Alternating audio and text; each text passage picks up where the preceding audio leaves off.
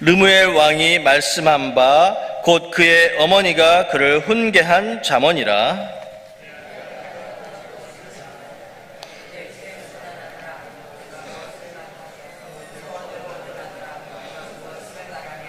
내 힘을 여자에게 쓰지 말며 왕들을 멸망시키는 일을 행하지 말지어다.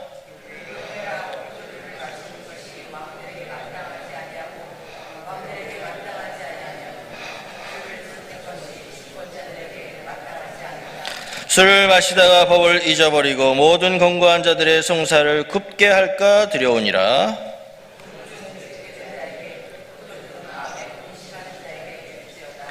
그는 마시고 자기의 빈궁한 것을 잊어버리겠고 다시 자기의 고통을 기억하지 아니하리라.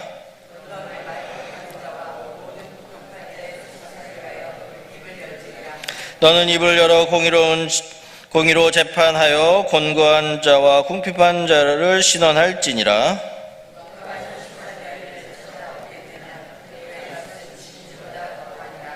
그런 자의 남편의 마음은 그를 믿나니 산업이 핍절하지 아니하겠으며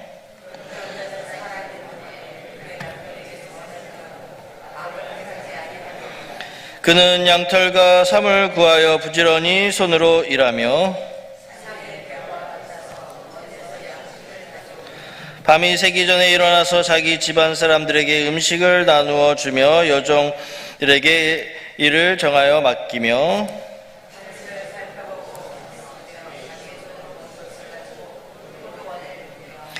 힘있게 허리를 묶으며 자기의 팔을 강하게 하며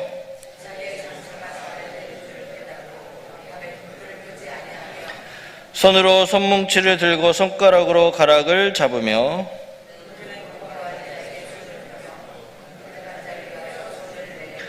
자기 집 사람들은 다 홍색 옷을 입었으므로 눈이 와도 그는 자기 집 사람들을 위하여 염려하지 아니하며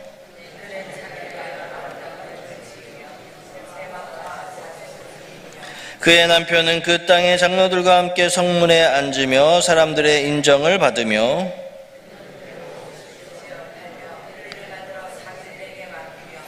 능력과 존귀로 옷을 삼고 후일을 웃으며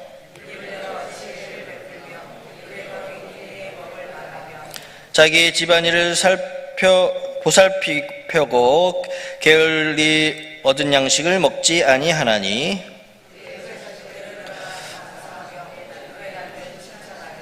덕행 있는 여자가 많으나 그대는 모든 여자보다 뛰어나다 하느니라.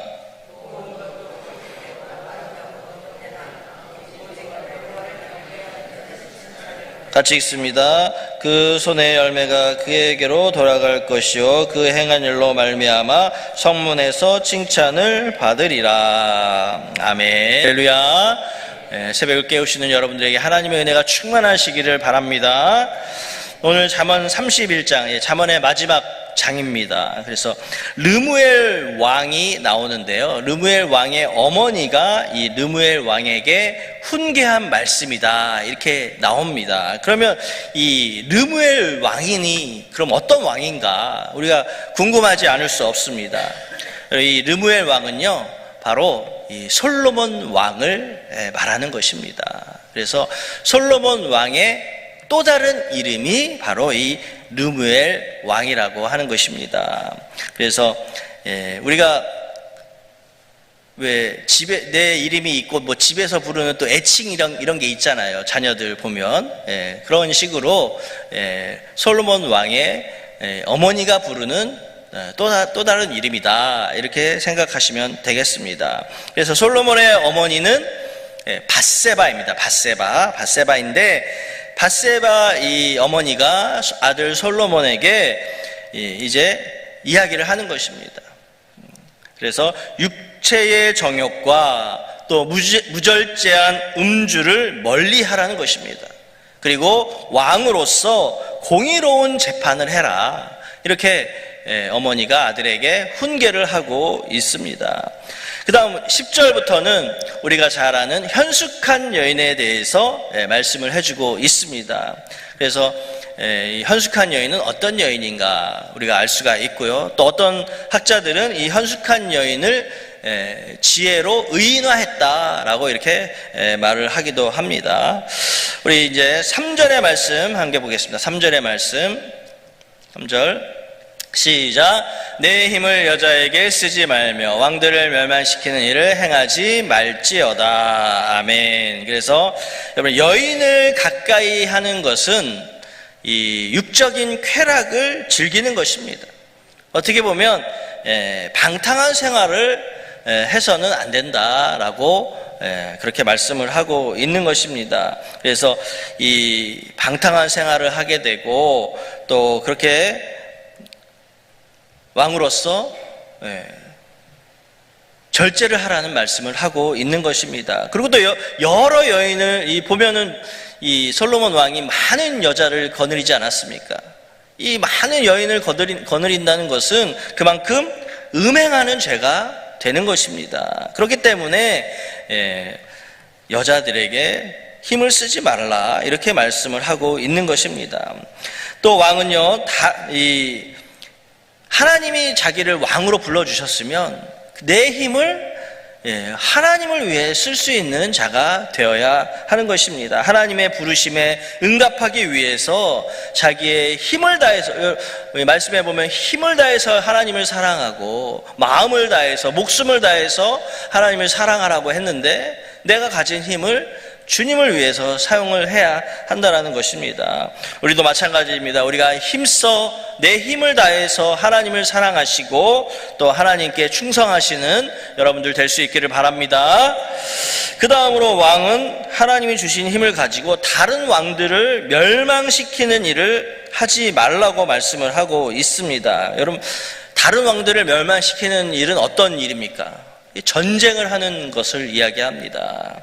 그래서 전쟁은 지금도 전쟁을 하고 있잖아요. 지금도 이스라엘과 팔레스타인 그 가자 지구를 다 파괴하고 있습니다.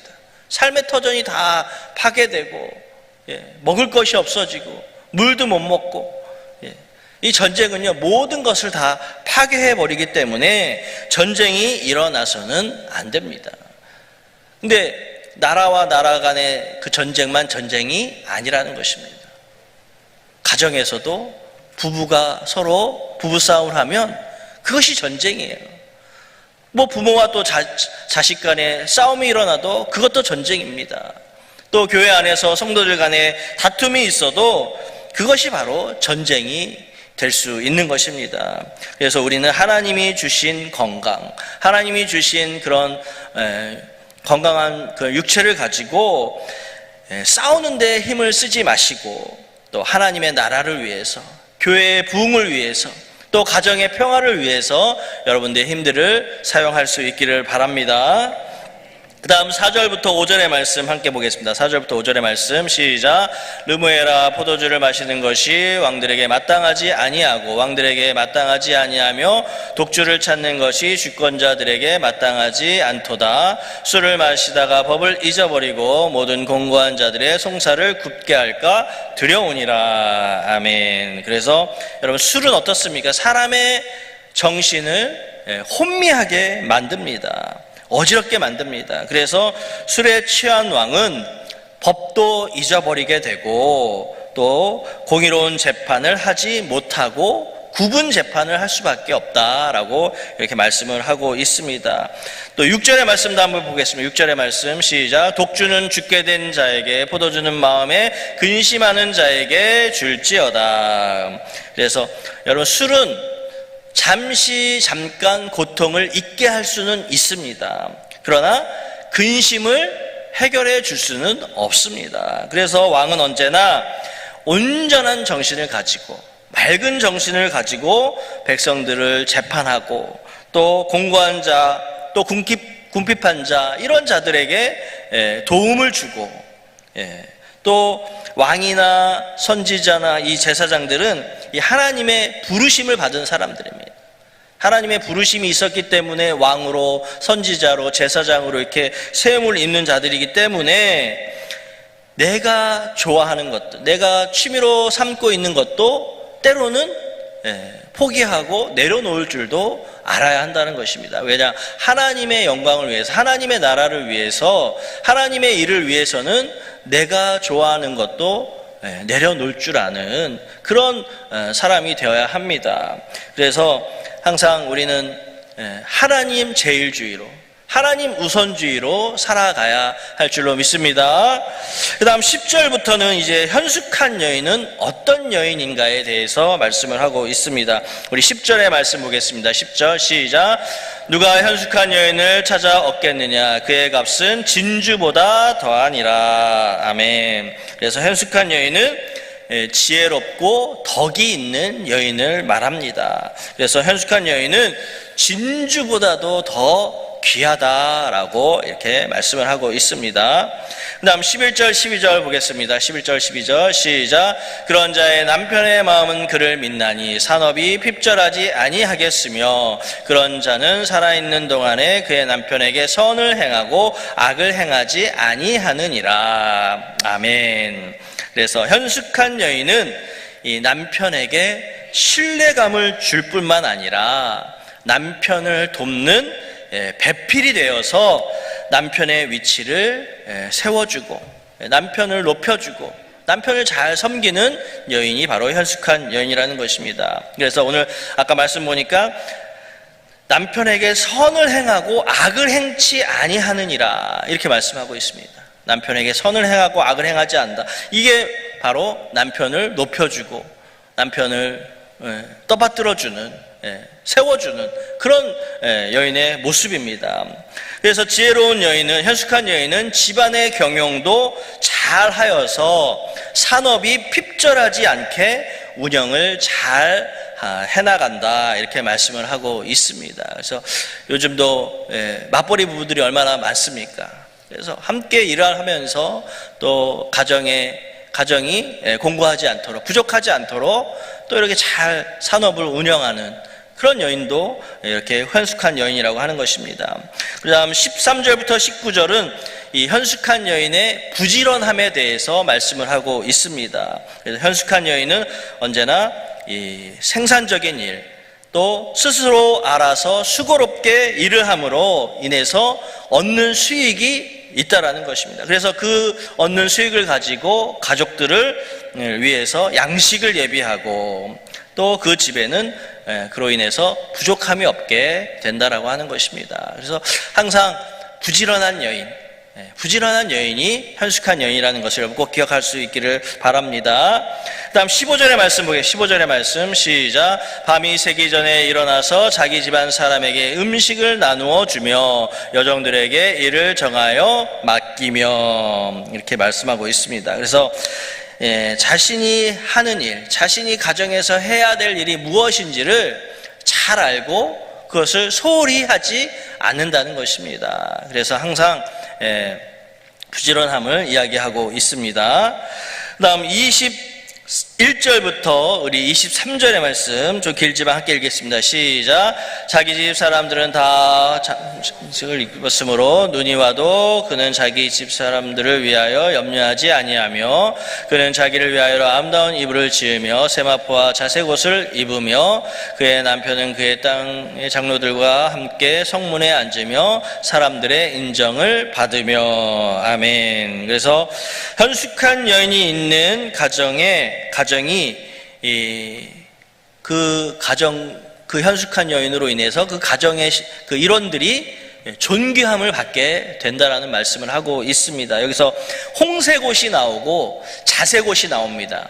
이 홍색옷과 자색옷은 무엇을 의미하냐면 존귀함을 의미하는 단어입니다. 그래서 홍색옷, 자색옷, 특히 이 자색옷은 이 왕들이 입는 옷입니다. 이 보라색이 왕들이 이 왕실에서 사용하는 색이 이 자색입니다. 자색.